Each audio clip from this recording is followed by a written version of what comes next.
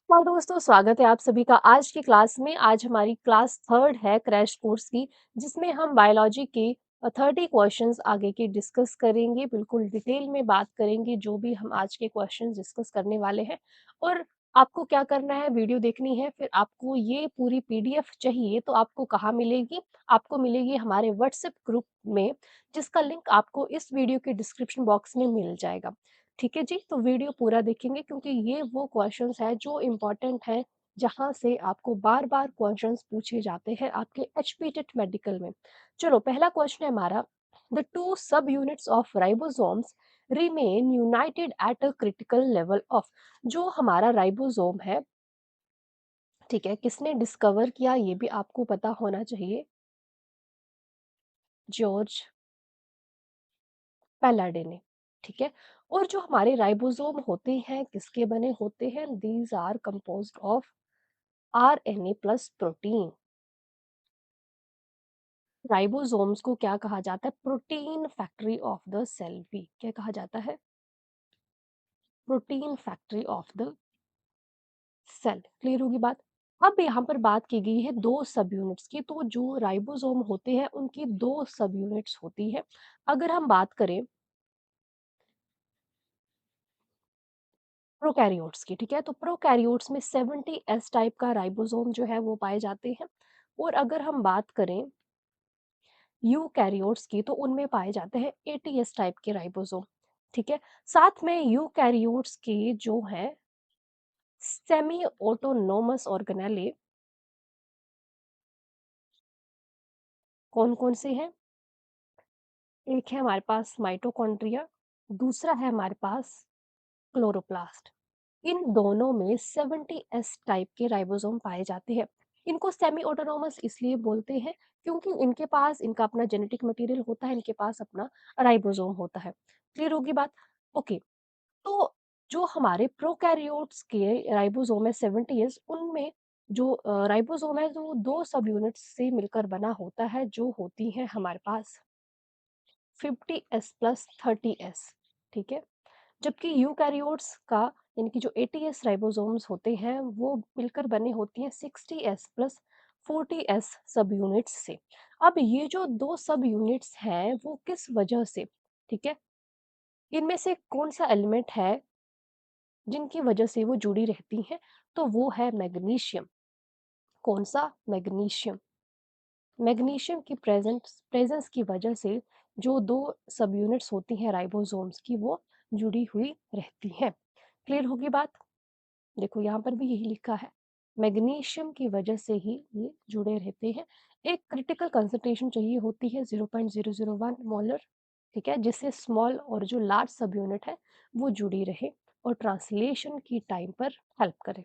चलो, what is माइटोप्लास्ट? ये question दो तीन बार पूछ लिया गया है आपके एचपी टेट में। माइटोप्लास्ट क्या होता है तो रिलेटेड किससे? माइटोकॉन्ड्रिया से। माइटोकॉन्ड्रिया क्या है? हमारा पावर हाउस। हर बच्चे को पता है, पावर हाउस है सेल का। ठीक है। तो क्या ये माइटोप्लास्ट जो है मेम्ब्रेनलेस माइटोकॉन्ड्रिया है? ऐसा माइटोकॉन्ड्रिया जिसमें मेम्ब्रेन नहीं होगी? क्या उसमें इनर मेम्ब्रेन नहीं होगी? क्या ये माइटोकॉन्ड्रिया का दूसरा नाम है या फिर माइटोकॉन्ड्रिया है without outer membrane?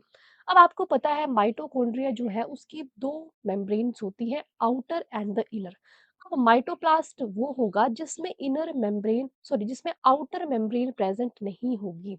Without outer membrane, इसमें सिर्फ इनर मेम्ब्रेन ही प्रेजेंट होगी, उसको हम बोलते हैं माइटोप्लास्ट। ठीक है। कैसे रिमूव होती है?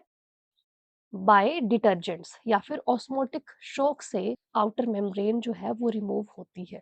ठीक है। सिर्फ जो इनर मेम्ब्रेन होती है और जो मैट्रिक्स होता है वही इंटैक्ट रहता है in mitoplast. Okay. Structures called beads on string. Beads on string हम किसे बोलते हैं? न्यूक्लियोसोम्स को, बेस पेयर्स को, जीन्स को, न्यूक्लियोटाइड्स को। तो न्यूक्लियोसोम्स जो है उनको बोला जाता है beads on strings. Okay. Beads of strings क्यों बोलते हैं न्यूक्लियोसोम्स को? न्यूक्लियोसोम्स होते क्या हैं जिसमें डीएनए जो है, डीएनए जो है it is wrap around histone proteins. कौन सी प्रोटीन्स? Histone proteins. जैसे ये हमारा डीएनए होता है, तो इसके यहाँ पे ऐसे हिस्टोन प्रोटीन्स होती हैं, और ये जो स्ट्रक्चर है इसको बोलते हैं न्यूक्लियोसोम। ठीक है, और इसीलिए बोला जाता है न्यूक्लियोसोम को that is beads on string. जैसे ये बीड्स की तरह लग रहे हैं ना जो हिस्टोन प्रोटीन्स है अराउंड डीएनए। ठीक है, ऑप्शन ए हमारा यहाँ से सही हो जाता है। ठीक है, क्लियर है यहाँ से भी, which consist of DNA wrapped around core of histone proteins. Okay, in animal cell lipid like steroidal hormones are synthesized over। Animal cell में लिपिड लाइक हार्मोन्स जो है कहाँ पर सिंथेसाइज होंगे? Rough endoplasmic reticulum, Golgi apparatus, smooth endoplasmic reticulum या फिर the lysosomes. तो smooth endoplasmic reticulum जो है यहाँ पर प्रोड्यूस होते हैं lipid like steroidal hormones. Option C यहाँ से हमारा सही हो जाता है। ठीक है, कौन कौन से hormone? Testosterone and estrogen in animal cells, ये दो हार्मोन्स हैं। A pure protein should normally have, कोई भी प्रोटीन अगर वो प्योर है तो उसके क्या दो एंड्स होंगे? एक एंड होगा, तीन एंड्स या फिर नो एंड? तो कोई भी प्योर प्रोटीन होती है उसके दो एंड्स होते हैं। ठीक है, एक होता है उसका एन टर्मिनल, दूसरा होता है उसका C terminal.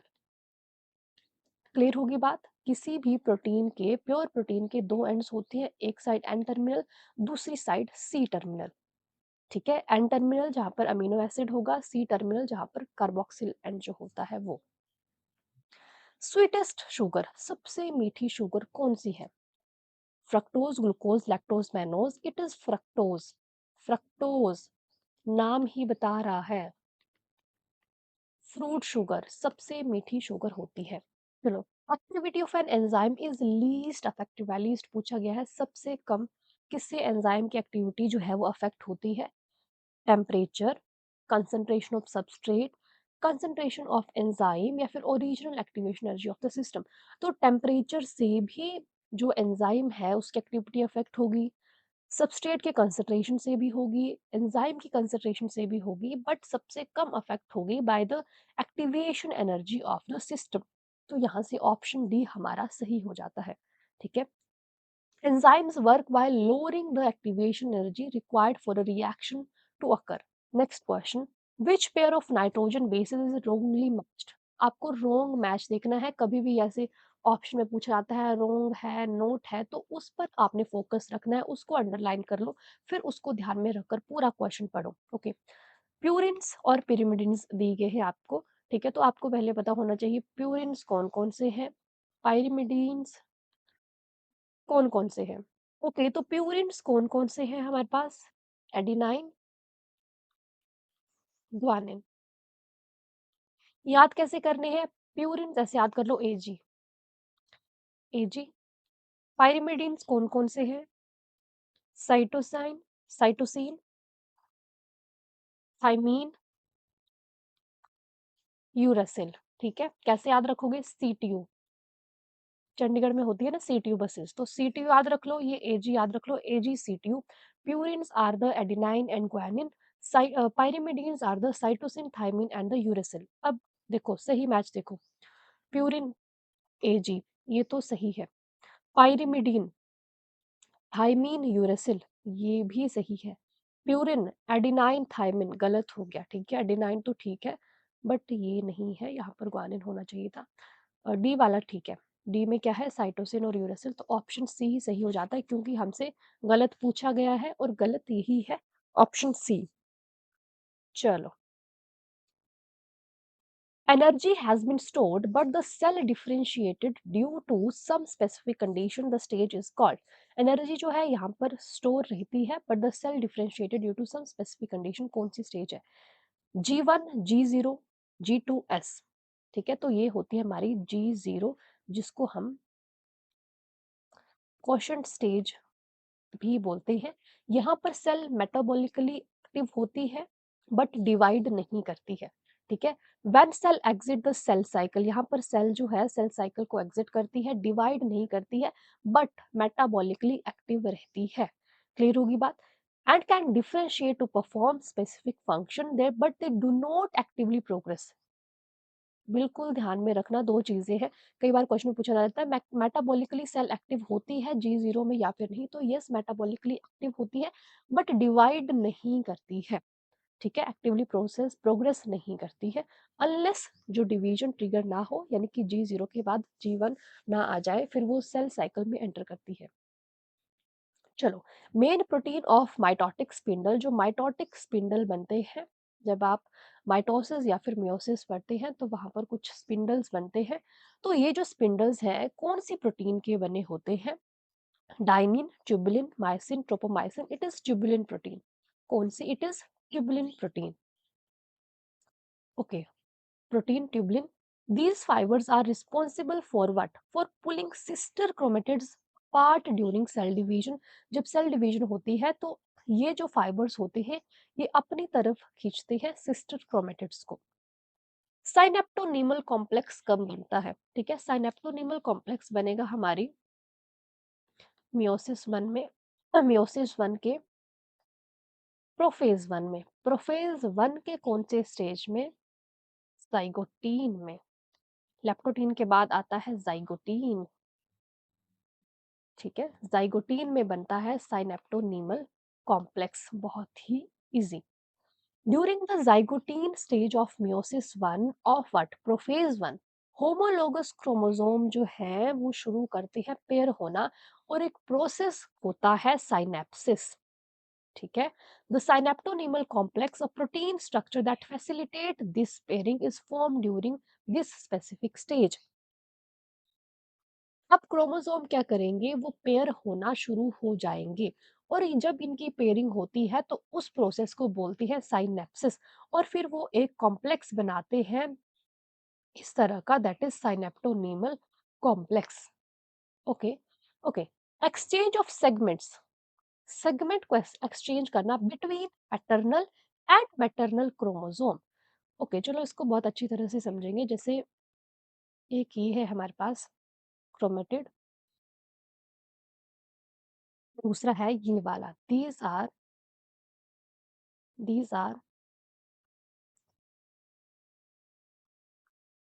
Non sister chromatids. एक पैटर्नल होगा और एक मैटरनल होगा।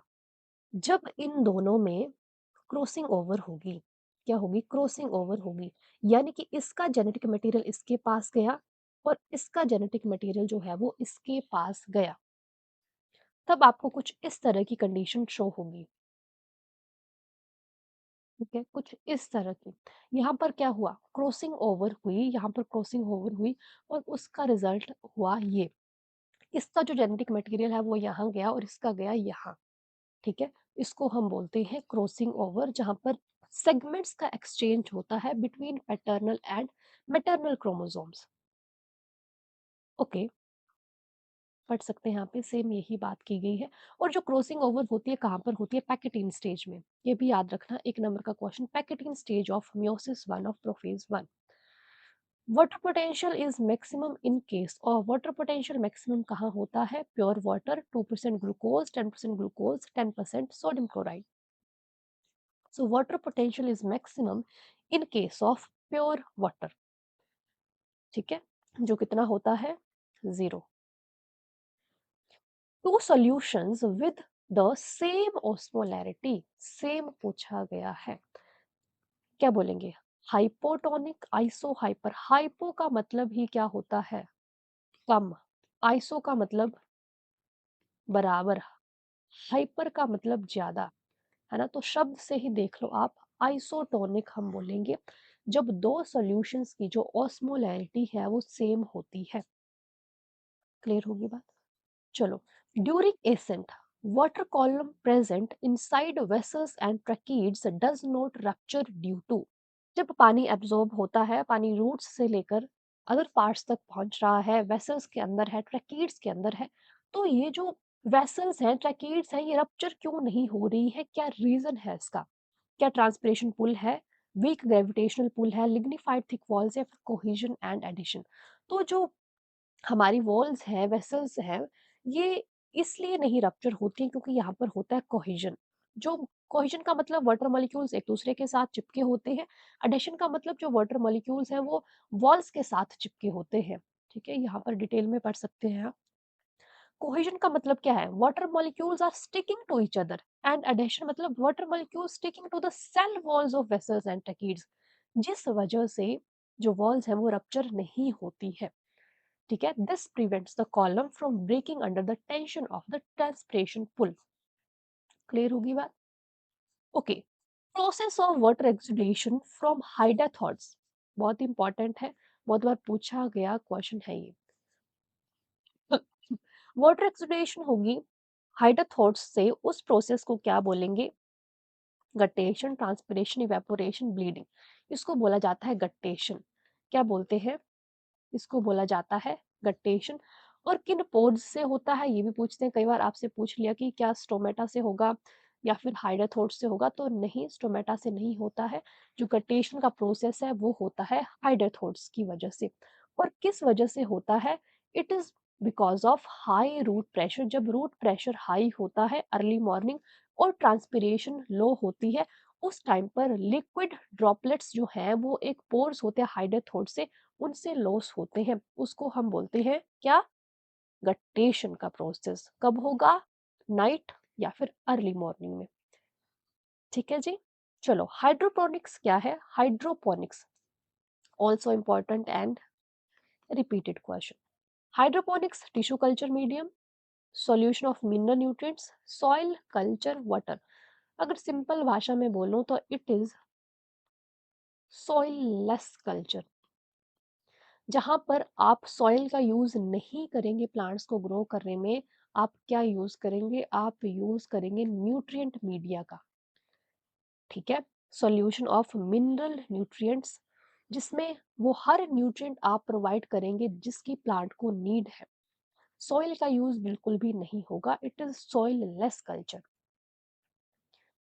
Okay, in plants zinc takes part in, plants में जिंक का क्या काम होता है? शुगर ट्रांसपोर्ट करना, एंजाइम को एक्टिवेट करना, सेल इलोंगेशन या फिर पोलन जर्मिनेशन। जिंक क्या है? जिंक एक है माइक्रोन्यूट्रिएंट। माइक्रोन्यूट्रिएंट जिसका काम होता है एंजाइम्स को एक्टिवेट करना। एक्टिवेशन ऑफ एंजाइम्स, कौन सा एंजाइम? मोस्टली कार्बोनिक अनहाइड्रेस, ठीक है, और बहुत सारे डिहाइड्रोजनेज, इनको एक्टिव करता है जिंक, जो कि एक माइक्रोन्यूट्रिएंट है। ये ऑल्सो किसके लिए इंपॉर्टेंट है? For the synthesis of plant hormone auxin, इसके लिए भी इंपॉर्टेंट है जिंक। कौन सा बैक्टीरिया है जो डीनाइट्रिफिकेशन कॉज करता है? एजोटोबैक्टर, नाइट्रोबैक्टर, नाइट्रोसोमोनास या फिर सूडोमोनास। तो डीनाइट्रिफिकेशन वाला बैक्टीरिया है सूडोमोनास, ऑप्शन डी। एक और एग्जाम्पल है सूडोमोनास के साथ थायोबैसिलस। ये दोनों सूडोमोनास एंड थायोबैसिलस दोनों क्या है? These are denitrifying bacteria. ठीक है जी। Next question, which pair is wrong? आपको बताना है कौन सा पेयर रॉन्ग है। C3 मेज पहला ही गलत है, क्योंकि जो मेज है वो C4 प्लांट है। बाकी सही होंगे फिर, बाकी है ना, पढ़ लेंगे फिर भी। कैल्विन साइकिल ठीक है, phosphoglyceric acid. Hatch and Slack cycle ठीक है, ऑक्सैलो एसिटिक एसिड। C4 क्रेंज एनाटॉमी शो करते हैं, बिल्कुल सही। जो गलत है वो पहला है और गलत ही पूछा गया है हमसे। चलो, मैक्सिमम फोटोसिंथेसिस किस लाइट में होती है? Red, green, high intensity, yellow. तो सबसे मैक्सिमम फोटोसिंथेसिस होगी हमारी रेड लाइट में, उसके बाद ब्लू में आती है सेकंड पोजीशन पे। Which cells of the leaf, in which cells of the leaf pyruvate is converted to phosphoenol pyruvate? Phosphoenol pyruvate, PEP भी बोलते हैं, C4 प्लांट में। अब यहाँ पर दो तरह की सेल्स होती हैं हमारे पास मेनली, मीजोफिल और बंडल शीथ। ठीक है, मीजोफिल सेल्स और बंडल शीथ सेल्स। अब कौन से सेल्स हैं जिनमें पायरुवेट जो है वो कन्वर्ट होगा किस में? फोस्फोइनोल पायरुवेट में। पायरुवेट इनटू फोस्फोइनोल पायरुवेट, ये होते हैं हमारे मीजोफिल सेल्स। कौन से? Mesophyll cells. क्रेब साइकिल के बारे में क्या सही है? Krebs cycle, formation of ATP और जीटीपी। ठीक है, एटीपी तो बनेंगे, दो कार्बोक्सिलेशन होती है, यस, दो कार्बोक्सिलेशंस होती हैं। Acetyl co enzyme A combines with oxalo acid acid, ये भी सही है, तो मतलब कि सभी सही हो गए, ऑप्शन डी सही हो गया। आप ऐसा ना करें कि पहला ही ऑप्शन पढ़े, आपको लग रहा है पहला ठीक है तो फिर मैं आगे का नहीं पढ़ूंगा या पढ़ूंगी, ऐसा नहीं, आपको सभी ऑप्शंस पढ़ने हैं, फिर देखना है अगर सभी सही है तो फिर ऑल ऑफ द अबव पे जाओ, ऑप्शन डी। चलो, फर्मेंटेशन। फर्मेंटेशन क्या है? It is an anaerobic process. क्या प्रोड्यूस होता है इसमें? अल्कोहल और फैट, एसिटिक एसिड और protein, ether and acetone, alcohol and lactic acid. Yes, alcohol और लैक्टिक एसिड जो है वो प्रोड्यूस होता है फर्मेंटेशन के प्रोसेस में। HCl is secreted by hydrochloric acid, जो है कौन सिक्रीट करता है? ठीक है, हाइड्रोक्लोरिक एसिड हमारे स्टमक में प्रेजेंट होता है, ये सिक्रीट करती है हमारी जो ऑक्जेंटिक सेल्स होती है वो। ठीक है, ऑक्जेंटिक सेल्स को हम पेराइटल सेल्स भी बोलते हैं। कहाँ पर होगी? In the gastric glands of the stomach lining, और ये ही रिस्पॉन्सिबल होती है for secretion of hydrochloric acid and intrinsic factor. ठीक है, याद रख लेना कि ऑक्जेंटिक सेल्स का दूसरा नाम पेराइटल सेल्स भी है, ये भी क्वेश्चन आ जाता है। ओके, ड्यूरिंग इंस्पिरेशन डायफ्राम, जब आप इंस्पायर करते हैं यानी कि सांस अंदर लेंगे आप, ठीक है, जब ऑक्सीजन अंदर जाती है तब जो डायफ्राम है उसकी पोजीशन को क्या होता है? तब डायफ्राम जो है वो फ्लैट हो जाता है। ठीक है, ऐसे होता है ना, डायफ्राम जो है फिर इससे वो इस पोजीशन में चला जाता है, डायफ्राम जो है वो फ्लैट हो जाता है ताकि ज्यादा स्पेस हो ऑक्सीजन के लिए। ठीक है, इस वजह से डायफ्राम जो है वो फ्लैट हो जाता है, तो ऑप्शन ए यहाँ से हमारा सही हो जाता है। ठीक होगी बात? डायफ्राम क्या होगा? कॉन्ट्रैक्ट होगा और नीचे की तरफ मूव करेगा, जिस वजह से वो फ्लैट हो जाएगा, जिससे क्या होगा? वॉल्यूम बढ़ेगा थोरेसिक कैविटी का, यही बात हमने की। ठीक है, डीपोलराइजेशन ऑफ एट्रिया, ये भी रिपीटेड क्वेश्चन है, इंपॉर्टेंट है। डीपोलराइजेशन एट्रिया की किससे रिप्रेजेंट होती है? जो हमारी पी वेव होती है, जो हमारी पहली वेव होती है, वो डीपोलराइजेशन शो करेगी ईसीजी में। ADH, ADH is the antidiuretic hormone, control करता है वाटर परमिएबिलिटी को, कहाँ पर? Women capsule, DCT, PCT। ठीक है, तो ये कंट्रोल करते हैं DCT। DCT is the distal convoluted tubule, distal convoluted tubule, option B. Anti diuretic hormone increase करेगा water permeability of the DCT। It helps the body to reabsorb water, पानी को absorb करने में हेल्प करता है ताकि डिहाइड्रेशन ना हो। ये भी याद रखना, ये फंक्शन है किसका? ADH का फंक्शन है ये। ओके, इन ह्यूमन बॉडी कौन सा एनाटॉमिकली करेक्ट है? Salivary gland 1 pair, no. Cranial nerves 10 pairs, no. Floating ribs 2 pairs, yes. Floating ribs जो होती हैं ये हमारी 2 पेयर होती हैं, 11th और 12th पेयर, लास्ट क्लास में भी हमने बात की थी इसकी। Myopia is corrected through, myopia को हम नियर साइटेडनेस भी बोलते हैं, जब आपको नजदीक का दिखेगा दूर का नहीं दिखेगा, that is myopia, near sightedness. It is corrected using by concave lens, option B. तो ये हमने टोटल 30 क्वेश्चंस आज की वीडियो में भी देख लिए। आपको अगर ये क्लास पसंद आई है तो लाइक करें, चैनल को सब्सक्राइब नहीं किया तो सब्सक्राइब करो, और ये जो PDF है आपको हमारे व्हाट्सएप चैनल पर मिल जाएगी, लिंक आपको डिस्क्रिप्शन बॉक्स में मिल जाएगा। ठीक है, thank you so much for watching, bye bye, take care.